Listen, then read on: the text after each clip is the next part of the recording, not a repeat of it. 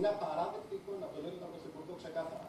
Είναι μια απαράδεκτη εικόνα και θέλω να ενημερώσω και τον κύριο Μητσοτάκη και το επιτελείο του που δεν τον προστάτευσε και δείχνει να χαμογελάει διαβάζοντας τα ονόματα νεκρών, πως αυτοί είναι άνθρωποι που δεν επέστρεψαν ποτέ στο σπίτι τους. Πήγαν, χρησιμοποίησαν έναν δρόμο, είχαν το δυστύχημα, πέθαναν και κάποιοι συγγενείς τους που βλέπουν τον Έλληνα Πρωθυπουργό να χαμογελάει πηγαίνουν τακτικά σε εκείνο το σημείο και ανάβουν το καντιλάκι στη μνήμη τους. Θεωρώ ότι αυτή η εικόνα μόνο καλό δεν κάνει. Σίγουρα. Και δείχνει έναν άνθρωπο που δεν έχει κάποια επαφή. Δηλαδή δεν μπορώ να το.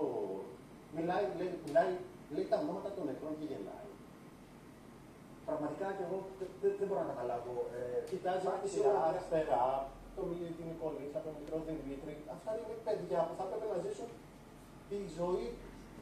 Θα έπρεπε να μεγαλώσουν, να πάνε σχολείο, να πάνε στο πανεπιστήμιο, να έχουν δουλειές, να κάνουν τις δικές τους οικογένειες. Χάθηκαν άδικα. Δεν γελάμε με αυτά.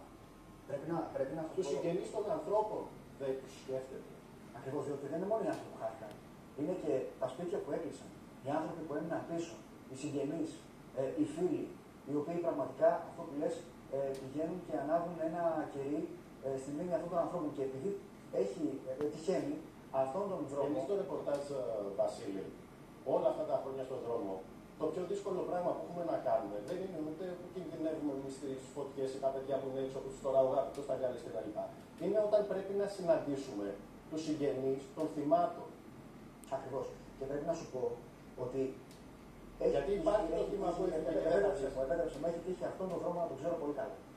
Αυτόν τον δρόμο τον έκανα επί πολλά χρόνια, τον αυτοκινητόδρομο Πατρών Πύργου, λόγω των σπουδών μου και ως οδηγός και ως επιβάτης λεωφορείου και πραγματικά δεν είναι λίγες οι φορές που είχα λαχταρίσει. Μιλάμε για ένα δρόμο Καρμανιόλα, για ένα δρόμο που έπρεπε να είσαι πάντοτε προσεκτικός και όταν έφευγες από αυτό το σημείο, από αυτά τα χιλιόμετρα του θανάτου, έκανες το σταυρό σου και έλεγες πέρασα και αυτή τη φορά, γλίτωσα και αυτή τη φορά από αυτά τα χιλιόμετρα.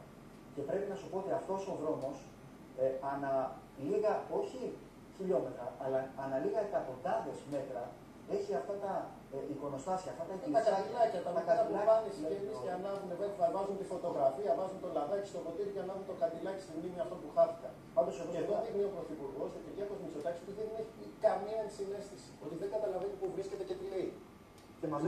Και μαζεύονται και πολλά Παναγιώτη. Δηλαδή, μαζεύονται πολλά για αυτή την κυβέρνηση και για την στάση που έχει σε τέτοια ζητήματα. Θέλω να πω ότι προκαλεί. Ας πούμε σε αυτό, μην τα ανοίξουμε παραπάνω τα υπόλοιπα. Έτσι, γιατί είδαμε και δηλώσεις ενάντια σε συγγενείς θυμάτων που έχουν γίνει κατά καιρούς και μια τέτοια συζήτηση. Αλλά αυτό τώρα, εδώ τώρα, στην Πατρών Πύργου, η εικόνα αυτή του Πρωθυπουργού με το γέλιο και το κοίταγμα δεξιά-αριστερά, νιώθει ότι δεν καταλαβαίνει που βρίσκεται.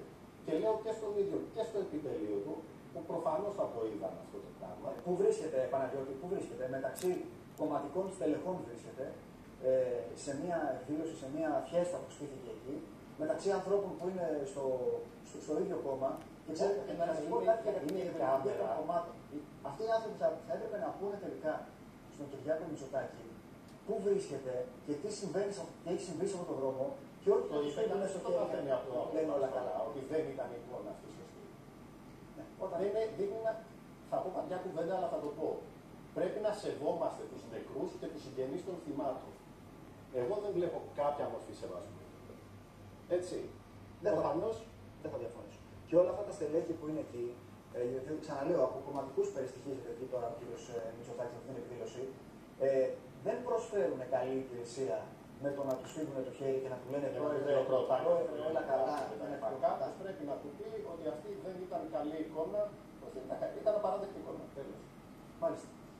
Να ξαναπώ ότι αυτό το βίντεο κάνει το γύρο του διαδικτύου, είναι πολλά τα σχόλια στα μέσα κοινωνικής δικτύωσης. Πάμε εμείς τώρα σε τίτλους ειδήσεων.